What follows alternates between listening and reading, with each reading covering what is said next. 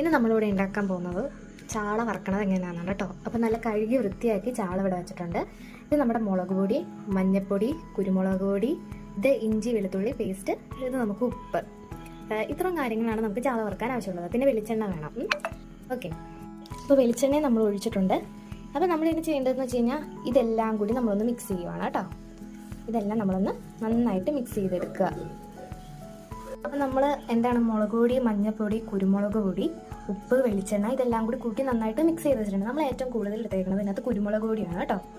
കഴുകി വൃത്തിയാക്കി വെച്ചേക്കുന്ന ചാളയിലേക്ക് നമ്മൾ ഈ ചെയ്ത് വെച്ചിരിക്കുന്ന നമ്മുടെ മസാല നന്നായി തേച്ച് പിടിപ്പിക്കുക. ഇതിപ്പോൾ നമ്മുടെ ചാള വറക്കാൻ വേണ്ടിയിട്ട് നന്നായിട്ട് പറ്റി കുരുമുളക് ഉപ്പെല്ലാം പറ്റി നല്ല സെറ്റായിട്ട് വെച്ചിട്ടുണ്ട്. ഇത് കുറച്ച് നേരം റെസ്റ്റ് ചെയ്യാൻ വെക്കണം. നമ്മുടെ ചാള പറ്റി വെച്ചിട്ട് ഒരു അരമണിക്കൂർ ആയിട്ടുണ്ട്. നമുക്കിനി ഇത് വറക്കാവേ. ചട്ടി ചൂടായി കഴിഞ്ഞപ്പോൾ നമ്മൾ എണ്ണ ഒഴിച്ച് കൊടുത്ത് ഈ ചൂടായ എണ്ണയിലേക്ക് നമ്മൾ ചാള വറക്കാനുണ്ട് കേട്ടോ.